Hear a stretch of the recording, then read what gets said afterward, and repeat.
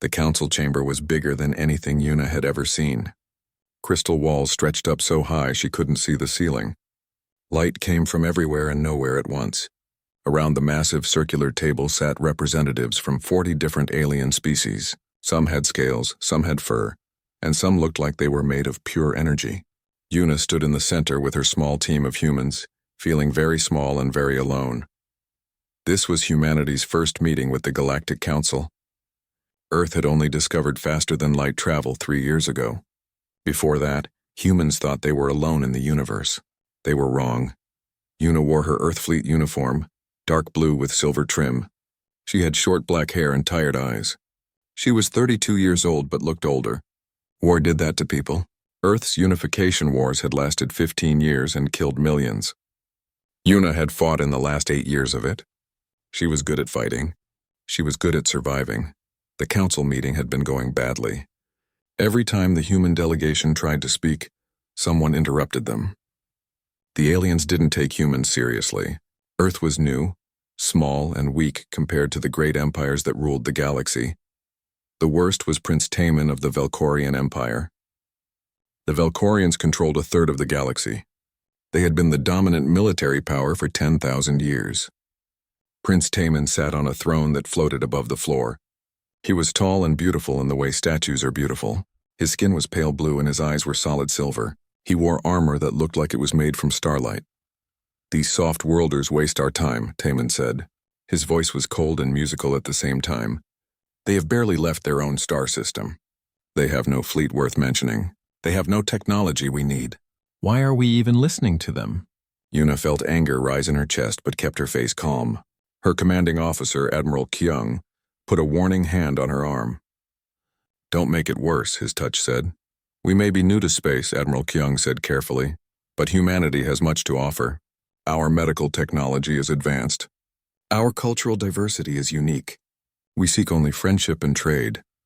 Several aliens around the table laughed. It was a sound like breaking glass. "Friendship?" Taman leaned forward on his floating throne. "You want friendship? Then prove you are worthy of it. Prove you are more than animals playing with technology you barely understand." Behind Taman stood his apex protector. The creature was massive, nearly 3 meters tall. Its body was covered in black armor that seemed to absorb light. Red eyes glowed behind a helmet that looked like a skull. This was Kelvin, one of the legendary apex protectors of the Velkorian Empire. Apex protectors were not born, they were made. For 10,000 years, the Velkorians had been perfecting their warrior caste. Genetic engineering, surgical enhancements, chemical treatments, brutal training from birth. An apex protector could punch through steel. They could see in complete darkness. They could react faster than thought. They never got tired, never got sick, never stopped until their enemy was dead. Kelvin had been an apex protector for 300 years. He had fought in 60 wars. He had killed over 10,000 enemies in single combat. He had never been wounded. "Not once. I invoke the right of supremacy," Kelvin said. His voice sounded like rocks grinding together. "Let the humans send their best warrior to face me. If they have any honor, they will accept. If they have any courage, they will fight. When they lose as they will accept their place as inferiors and stop wasting our time." The chamber went silent. The right of supremacy was ancient law. If invoked in the council chamber, it could not be refused without bringing shame to an entire species. It was a duel to first blood. The rules were simple. 2 warriors, no weapons, no armor, just skill and strength. First one to draw blood won. Admiral Kyung's face went pale. He knew what this meant. Every alien in the room knew. Humans were not enhanced. They had no genetic engineering, no surgical improvements. A human against an apex protector would be like a child against a tiger. "We accept," Yuna said. "Captain, no." Admiral Kyung grabbed her arm. "You can't—" "I accept the challenge," Yuna said louder, stepping forward. "I will fight for humanity's honor." The aliens began talking all at once. Some seemed excited. Some seemed shocked. Prince Taman smiled, and it was not a kind smile. "How brave," he said. "How stupid. But acceptable. The human female will face Kelvin. We will see what humans are really made of." They moved to the arena. It was a circular platform in the middle of the council chamber. Force fields went up around it to protect the watchers. Medical teams stood ready. This fight was going to be broadcast across 1,000 worlds. Billions would watch. Yuna stepped onto the platform. She rolled her shoulders, loosening muscles. Her team was shouting at her from outside the force field, but she couldn't hear them anymore. The field blocked sound from outside. Calvin stepped onto the platform from the other side. The arena shook under his weight. Up close, he was even bigger than she thought. His armor was covered in scars from 300 years of war. Each scar represented a battle he had won. "You are very small," Calvin said. "This will be over quickly. I will try not to hurt you too badly. You showed courage by accepting. That deserves some respect." "Thanks," Yuna said. Her voice was calm. Inside, her heart was pounding. She had fought in many battles against many enemies. But nothing like this. Nothing even close to this. The Arbiter, a floating sphere of light, announced the rules. No killing. First blood ends the fight. Begin on the signal. Yuna took a fighting stance. She bent her knees slightly, put her weight on the balls of her feet, raised her hands, watched Calvin's center of mass, not his eyes. Eyes could lie. The body could not. Calvin barely took a stance at all. He just stood there, confident and relaxed. Why wouldn't he be? He had never lost. The signal came. A bright flash of light. Calvin moved. He was fast, impossibly fast. He crossed the distance between them in less than a second. His armored fist came at Yuna's head like a missile. If it connected, it would crush her skull. Yuna had fought in Earth's unification wars. She had fought in the streets of Seoul when the city was burning.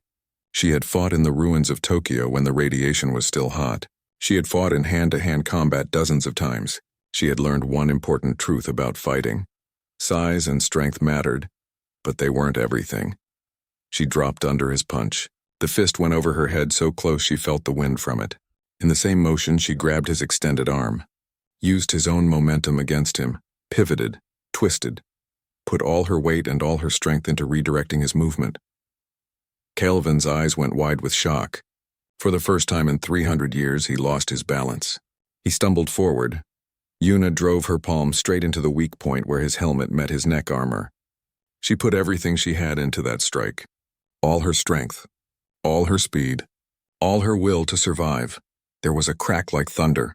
Calvin's energy shield exploded in a shower of blue sparks. The force of Yuna's blow traveled through the shield, through his armor into his body. His head snapped back. His legs gave out. The massive apex protector fell. He hit the arena floor so hard the entire platform shook. He didn't move. 7 seconds. That's how long the fight lasted.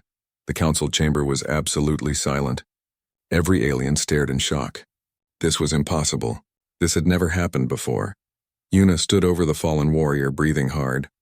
Her hand hurt badly. She might have broken something. But she was standing.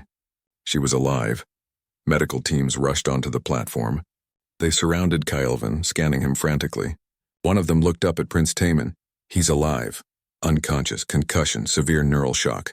He'll recover. Prince Taman stared at Yuna. His silver eyes were wide. He looked like someone had just told him the stars were fake. Around the council chamber, aliens began to react. Some shouted in anger. Some in amazement. Some just stared. Yuna stood alone on the platform, her chest heaving, waiting to see what would happen next. She had won. Against all odds, against the greatest warrior in the galaxy, she had won. But as she looked at the shocked faces around her, Yuna realized something. She had just changed everything, and she had no idea if that change would be good or very, very bad. The chaos started immediately. Aliens were shouting in dozens of different languages. Some were calling for the fight to be declared invalid. Others were demanding answers. How could a human, an unenhanced primitive, defeat an apex protector? It was impossible. It had to be some kind of trick. Yuna stepped off the arena platform. Her legs felt weak. Her right hand was swelling. She had definitely broken something.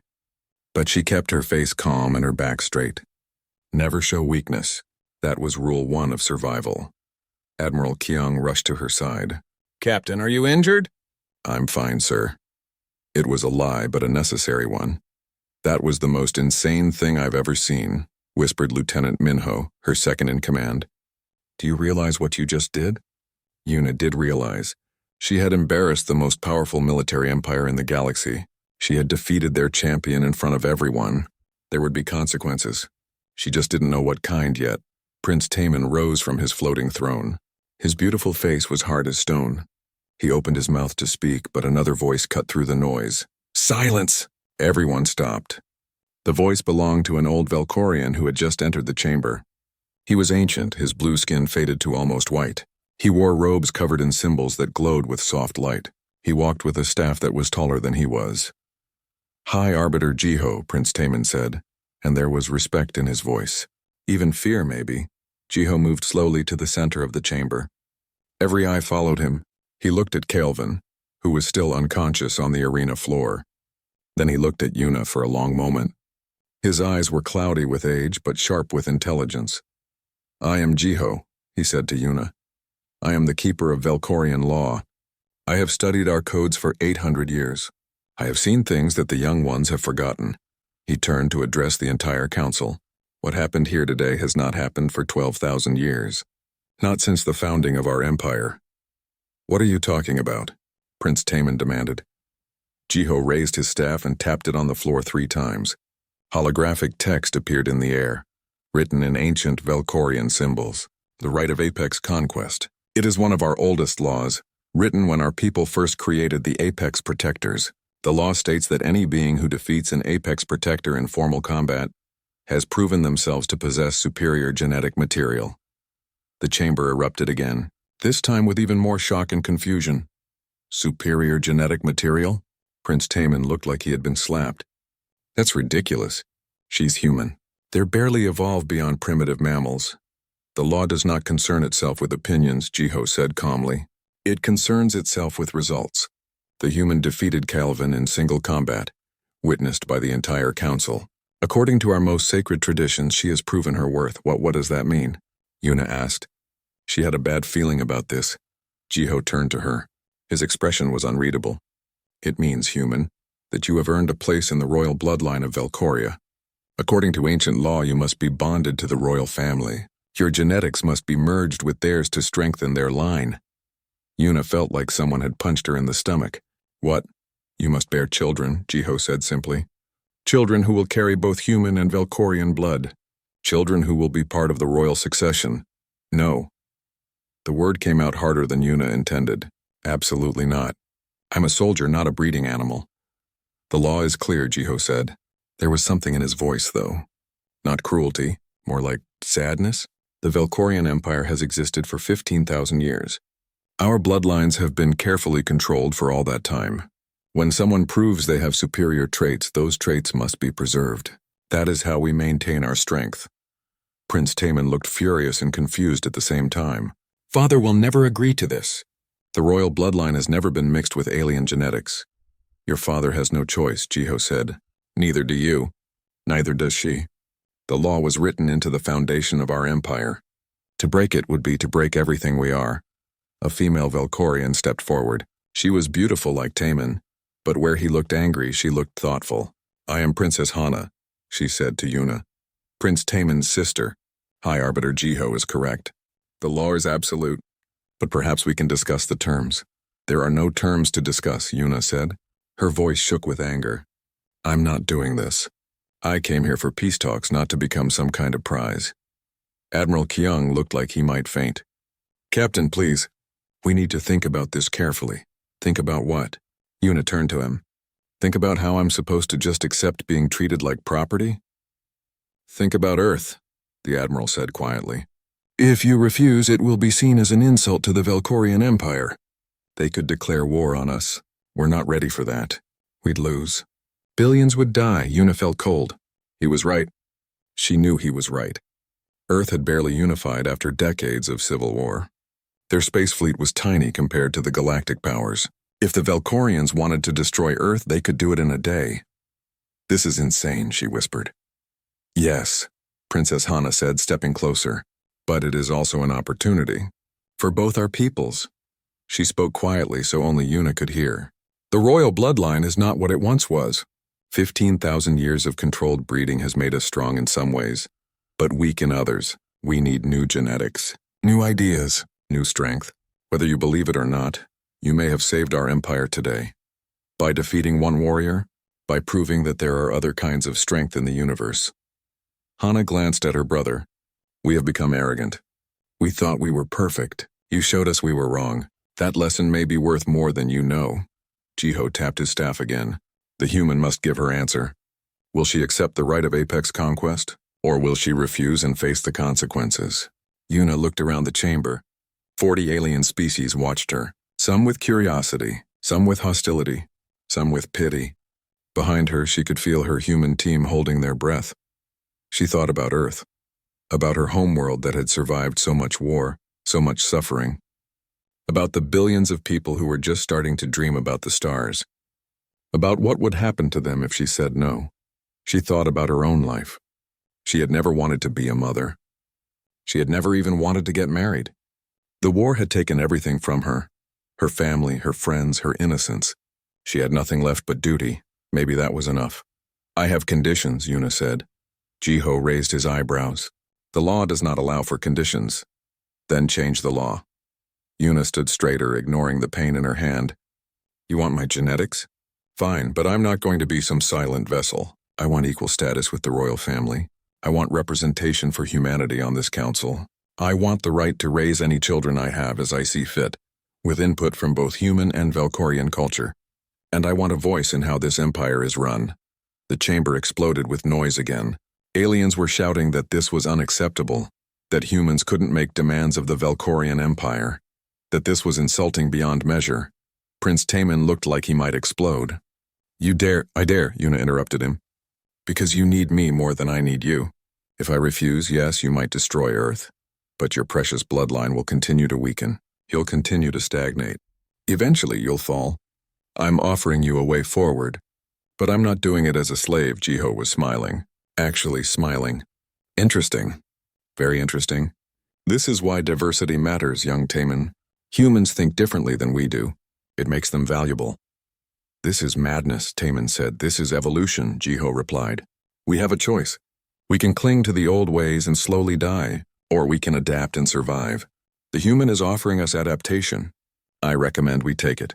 For a long moment, no one spoke. Then Princess Hana stepped forward. I support this. Give the human what she asks for.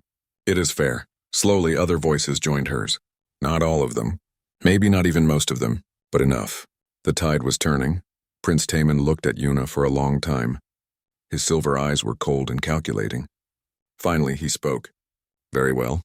We will discuss your conditions. But know this, human. You have made powerful enemies today. Many will not forgive you for what you have done. I know, Yuna said. But I've had enemies before. I'm still here. As the council chamber emptied, Yuna stood alone for a moment. Her hand throbbed. Her body ached. And somewhere deep inside, she felt a fear she hadn't felt since the war. What had she just agreed to? The ship that took Yuna to Valkoria Prime was bigger than any building on Earth. It was made of some kind of crystal that changed color as they moved through space. Inside, everything was beautiful and cold. The walls glowed with soft light. The floors were smooth as glass. Servants moved silently through the halls, barely looking at her. Yuna traveled with Princess Hana and an escort of royal guards. Admiral Keong and her team had stayed at the council station. Earth's government was still negotiating the details of the agreement. But Yuna had to go now. Tradition demanded it. The right of apex conquest had to be honored immediately. You are very quiet, Hana said. They sat in a viewing room that looked out at the stars. Are you afraid? Yes, Yuna admitted. There was no point in lying. I'm going to a world I don't know, to live with people I don't understand, to do something I never wanted to do. I understand more than you think. Hana's voice was soft. I am royal-born. I never had a choice about my life either. Everything was decided for me before I was born. Who I would marry, what I would study, how I would serve the empire. I have never been allowed to choose. Yuna looked at her, really looked at her.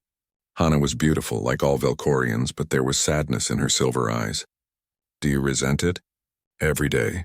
Hana smiled, but it wasn't a happy smile. But resentment changes nothing. We do what we must. At least you fought for some control over your fate. That is more than I ever did. Why didn't you fight? Because I was taught not to. From birth we are taught that the empire is everything. Our individual wants mean nothing. Only the bloodline matters. Only tradition matters, Hana paused. But maybe that is why we are failing. Failing how? Hana was quiet for a moment. Then she spoke carefully. What I tell you now is secret. If others knew I spoke of it, I could be punished. But you should know the truth. She took a breath. The royal bloodline is dying. For the last 1,000 years, fewer and fewer royal children survive to adulthood. Those who do survive are often weak, sick, or sterile. We have optimized our genetics for so long that we have lost something essential: diversity, resilience, the ability to adapt. That's why they're so desperate to include my genetics. Yuna said, yes, my mother. The Empress Dowager has lost 6 children. Only 3 of us survived. My eldest brother Doyen, my twin brother Taemin, and myself. We are the last of our generation. If we do not produce healthy heirs, the royal line ends. Hana looked at Yuna. You are not just a curiosity. You are hope. The weight of that settled on Yuna's shoulders. No pressure then, Hana laughed. It was a surprisingly warm sound. I think I'm going to like you, human. My name is Yuna. I know, but human annoys my brother, so I use it. Hana smiled. Small rebellions are all I have. They reached Velcoria Prime on the 3rd day of travel. The planet was beautiful in a way that hurt to look at. 3 silver rings circled it. The continents were perfect geometric shapes carved that way over thousands of years. Cities glowed like jewels scattered across the surface. The crystal spire, the royal palace, rose from the capital city like a mountain of light. It was 15,000 years old, built from a single massive crystal that had been shaped and carved by generations of artisans. It was the heart of the Velcorian Empire. Yuna's rooms were in the highest part of the spire. They were huge, bigger than her entire apartment back on Earth. The walls were transparent crystal that could change to show anything she wanted: stars, forests, oceans. The furniture adjusted itself to her body. Servants appeared whenever she needed anything, silent and efficient. It was beautiful. It was luxurious. It was a prison. The first assassination attempt came on her 2nd night. Yuna woke to the sound of something moving in the darkness. Her combat instincts kicked in immediately. She rolled out of bed and grabbed the ceremonial knife on the wall. It was supposed to be decorative, but it was sharp enough. The attacker came fast. Yuna saw the glint of a blade, felt the rush of displaced air. She ducked, struck out with her own knife, felt it connect. There was a gasp of pain. Then the attacker was gone, disappearing into shadows that shouldn't exist. Lights flooded the room. Guards rushed in. They found blood on the floor, but no attacker. Stealth technology, the guard captain said.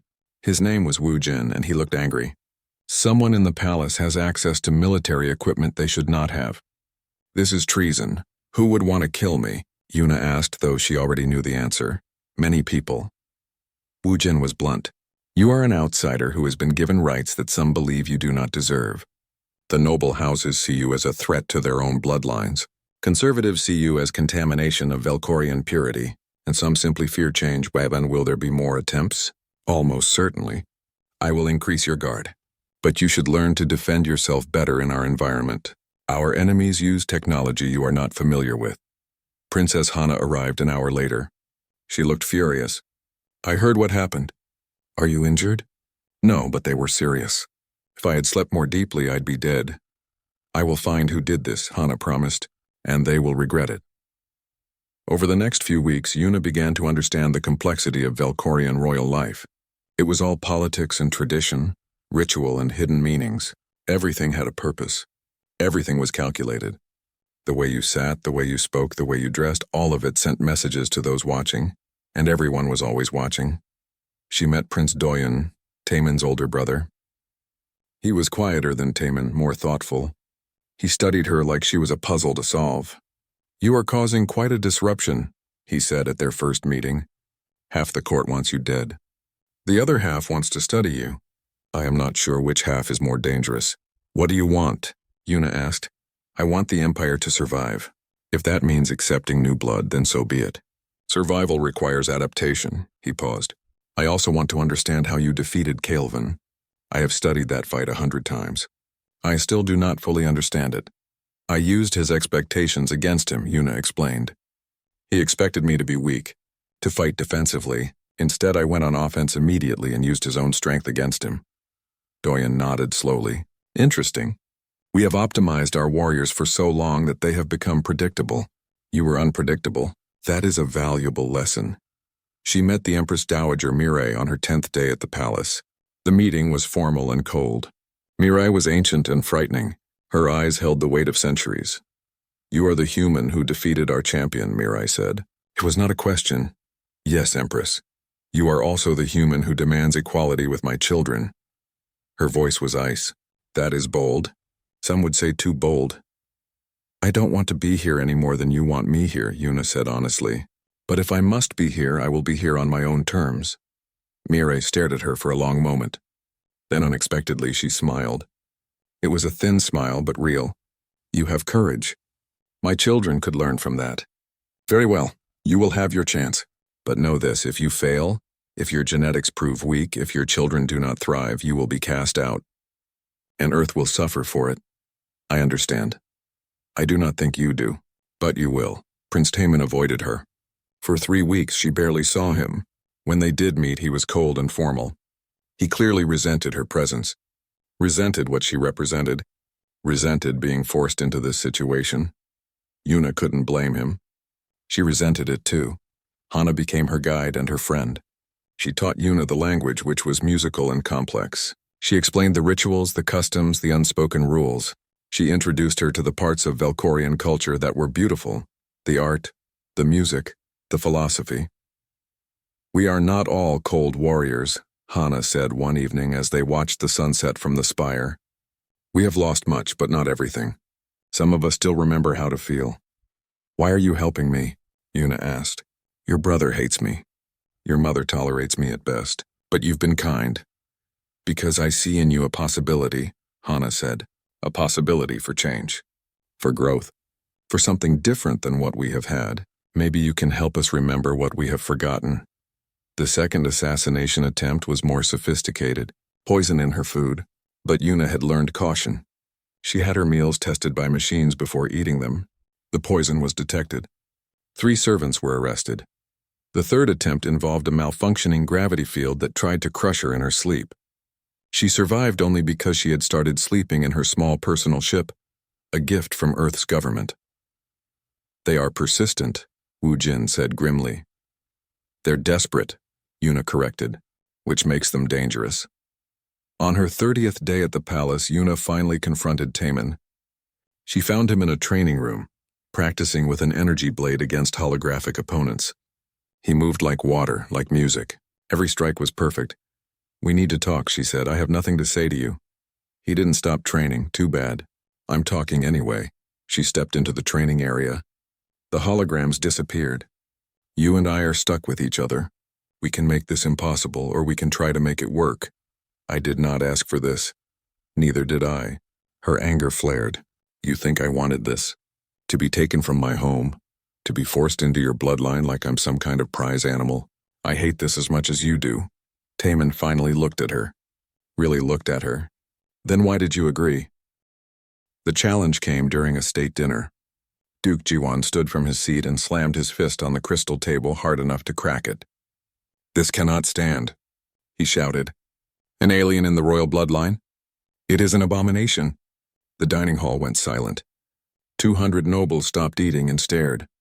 Yuna sat between Hana and Doyen. She kept her face calm, but her muscles tensed. Here we go, she thought. Duke Jiwan was old even by Velkorian standards. He led the conservative faction of nobles who believed the empire should remain pure. He had been trying to undermine Yuna since she arrived. "I invoke the right of the crucible of 10 trials." Gasps echoed through the hall. Even Empress Mirai looked surprised. "Uncle, be reasonable," Doyen said. "The crucible has not been invoked in 3,000 years. Because for 3,000 years we have not needed it." Jiwan pointed at Yuna. "This human claims she is worthy of our bloodline. Let her prove it. Let her face the crucible and show us she truly belongs." High Arbiter Jiho, who sat at the head table, nodded slowly.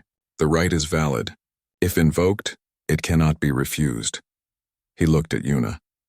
"Do you know what the crucible is, human?" "No," Yuna admitted. "It is an ancient test," Jiho explained.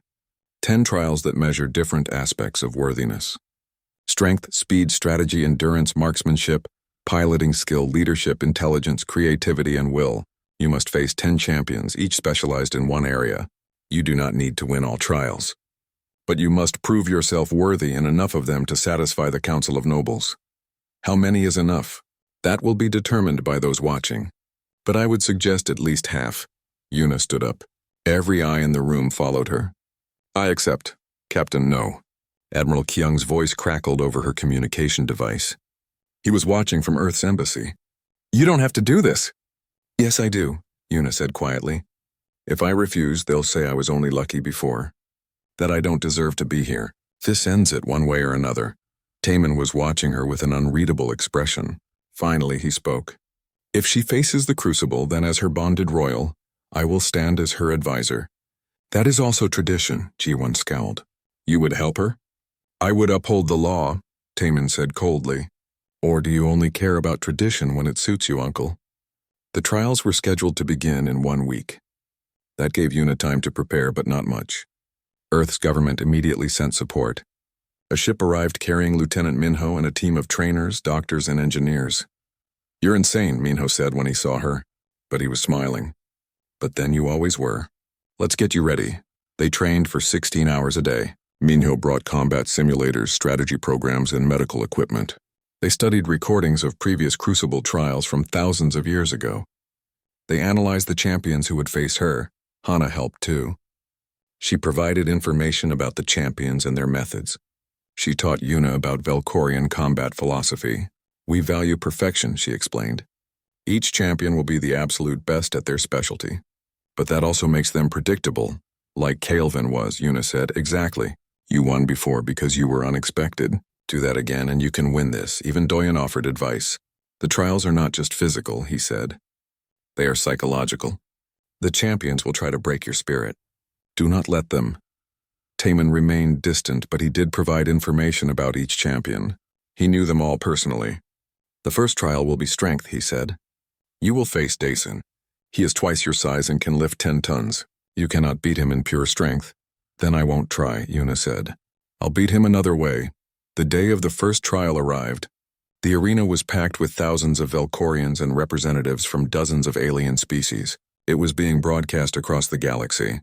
Billions would watch. The first trial. Strength. Daesun entered the arena. He was enormous, even for a Velkorian. His muscles looked like they were carved from stone. The trial was simple. Both contestants would lift increasingly heavy weights until one failed. They started with weights Yuna could manage. 500 kilograms, 1,000, 2,000. Yuna's muscles screamed, but she kept lifting. Daesun barely seemed to notice the weight. At 3,000 kilograms, Yuna reached her limit. She couldn't lift it. Daesun lifted it easily. Then 4,000. Then 5,000. The crowd cheered. Do you yield? Daesun asked. No, Yuna said. She was breathing hard, covered in sweat. I have a different test of strength. She pulled out a small metal rod. This is a human endurance test. We hold this position until one of us drops. She held the rod straight out in front of her, arms extended, parallel to the ground. Daesun laughed. That is strength? I could do that for days, then do it. They held the position. Minutes passed. Then an hour. Then 2 hours. Yuna's arms felt like they were on fire. Her muscles shook. But she had trained for this. Human soldiers did this exercise all the time. It was about mental strength as much as physical. Daesun was stronger, but he had never needed endurance. He was used to quick demonstrations of power. After 3 hours, his perfect form began to waver. After 4, he was shaking. After 5, he dropped the rod. Yuna held on for 10 more seconds, then dropped hers. Strength isn't just about power, she said. It's about endurance, too. The crowd was silent. Then slowly some began to applaud. She had lost the pure strength test, but she had proven something. The nobles would decide if it was enough. The second trial. Speed. The champion was Seojun, who could run faster than any living thing. The trial was a race through an obstacle course. Yuna lost badly. Seojun finished in half her time, but she finished. She didn't give up. That mattered. The third trial. Strategy. This was a mental challenge. A simulated war where both contestants commanded virtual armies. Yuna faced Insu, who had won 1,000 campaigns. The game lasted 6 hours. Yuna lost, but only barely. She used tactics that Insu had never seen before. Guerrilla warfare, false retreats, supply line attacks. Earth had refined these strategies over centuries of war. You fight without honor, Insu said. I fight to win, Yuna replied. The fourth trial, endurance. Yuna excelled here. The challenge was to survive in a hostile environment simulator for as long as possible. The champion, Jinha, gave up after 20 hours. Yuna lasted 30. She had survived worse during Earth's wars. This was nothing, the fifth trial, marksmanship. She lost badly. The champion, Su-Yun, could hit targets at impossible distances. Yuna was good, but not that good. No human was. By the end of the fifth trial, Yuna had won one definitively and proven herself capable in others. But it wasn't enough. She needed more. The sixth trial, piloting. This one surprised everyone. Yuna faced Myungjun in a simulated space battle. Human pilots trained differently than Valkorians. They were more aggressive, more willing to take risks. Yuna flew like she was crazy, pushing her ship to its limits. Myungjun flew perfectly but predictably. Yuna won by taking a risk that no Valkorian would take. She turned off her ship's shields and used the extra power for speed. She won the race by 3 seconds. The seventh trial, leadership. Yuna was given a group of Valkorian soldiers and asked to complete a mission. The mission was impossible by design. She couldn't win, but she kept her team alive, made smart decisions, and completed secondary objectives. The champion Yunji did better, but Yuna impressed the judges with her adaptability. The eighth trial, intelligence. She lost. The puzzles and problems were designed for Valkorian minds, but she tried and she showed creative thinking that surprised everyone. The ninth trial, creativity. This was unexpected. Contestants were asked to create something beautiful with limited resources. The champion Seo Hyun created a perfect crystal sculpture. Yuna created something different. A simple melody played on a human instrument Minho had brought. It was a song from Earth from before the wars when people still sang about hope. The crowd was silent when she finished. Then Hana started clapping. Others joined. It wasn't perfect like Seo Hyun's sculpture, but it was moving. That counted. The 10th trial, will. This was the final challenge. Yuna faced the memory sphere, a device that forced you to relive your worst memories. The champion Gyeong entered first. He lasted 1 hour before he asked to be released. Yuna's turn. She entered the sphere knowing what was coming. The device would show her everything she wanted to forget. The memories came like a flood. The battle of Seoul, the burning buildings, the screams, her best friend dying in her arms, the orders she followed that still haunted her, the people she killed, the children she couldn't save. Hour after hour the memories played. The physical pain was nothing compared to the emotional agony. She could ask to leave at any time. No one would blame her, but she didn't leave. She faced every memory, every mistake, every loss, every moment of fear and pain and regret. She faced all of it. After 5 hours, the device shut down automatically. The operator said she had reached the safety limit. Yuna stumbled out of the sphere, tears streaming down her face. She collapsed. Taemin was there. He caught her before she hit the ground. Enough, he said. You have proven enough. The arena was completely silent. Then one by one people stood. Even Duke Jiwon stood. They had never seen anyone last 5 hours in the memory sphere. The fact that she survived it, that she faced her demons without breaking, proved something that no physical test could. She had will. 6 months after the trials, the ceremony took place. It was nothing like a human wedding. There were no vows, no rings, no kiss. Instead, Yuna entered a medical chamber filled with soft blue light. Valkorian genetic technology was far beyond anything Earth had. They could merge genetic material without traditional conception, creating children that carried the best traits of both parents. Yuna had negotiated every detail. She would maintain her autonomy. She would have equal say in raising the children. The process would not harm her. And most importantly, this was not ownership. This was partnership, whether anyone liked it or not. The ceremony was broadcast across 1,000 worlds.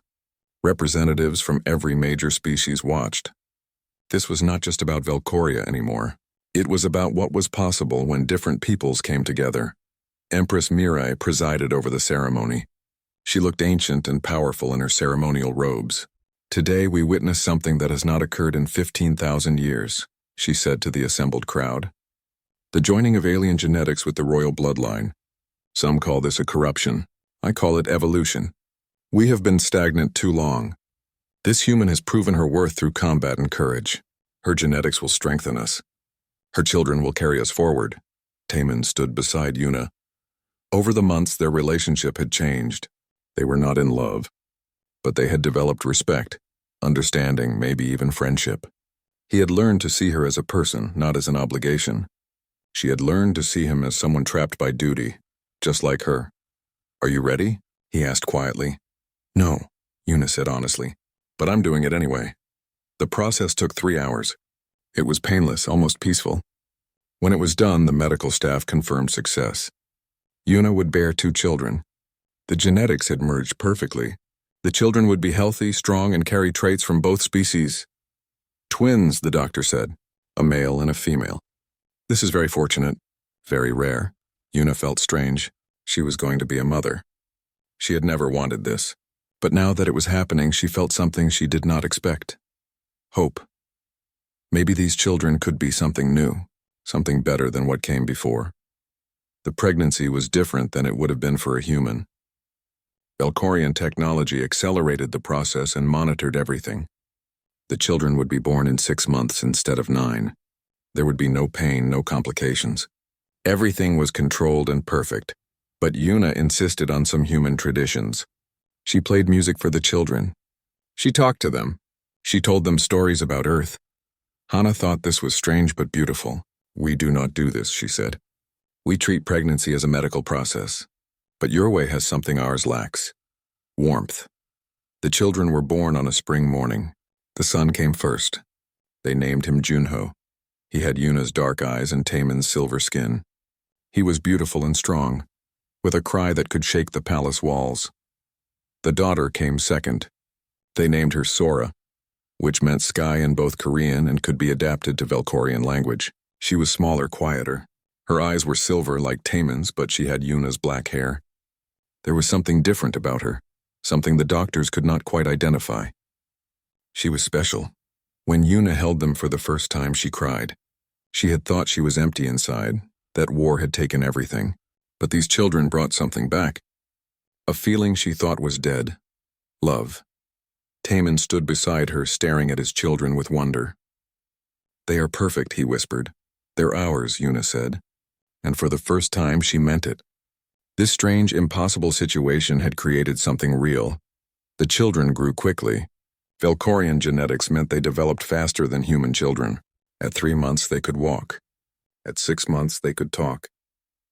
They learned languages easily, switching between human English, Korean, and Valkorian without effort. Junho was bold and strong.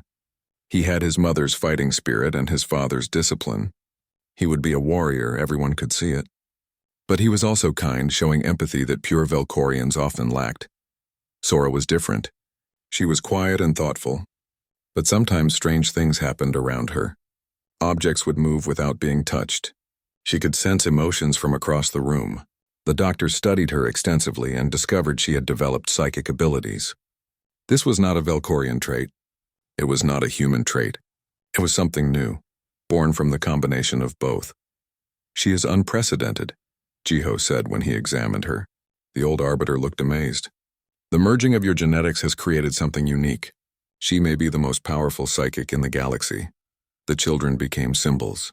Other species began to question their own genetic practices.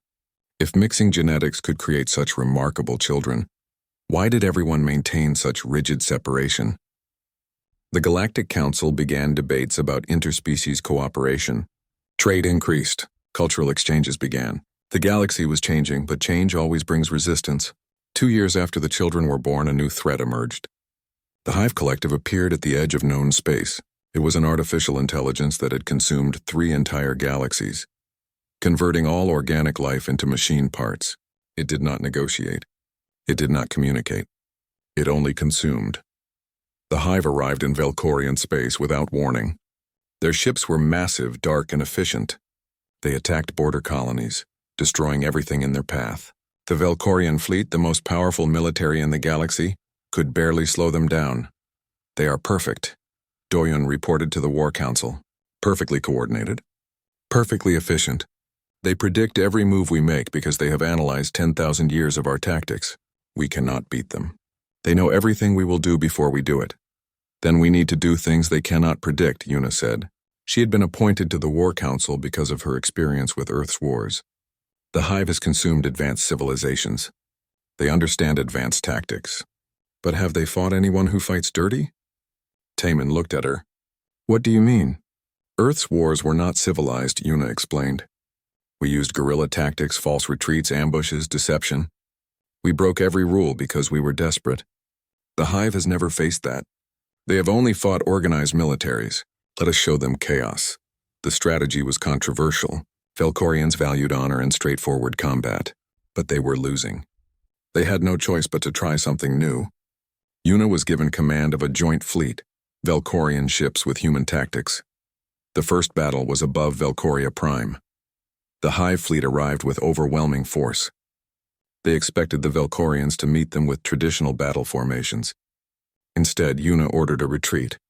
The Hive, programmed to exploit weakness, pursued aggressively.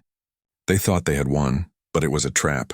Una had hidden smaller ships in the planet's rings. As the Hive fleet passed, these ships attacked from behind, targeting their engines. The main fleet turned and attacked from the front. The Hive was caught in a pincer, taking heavy damage before they could adapt.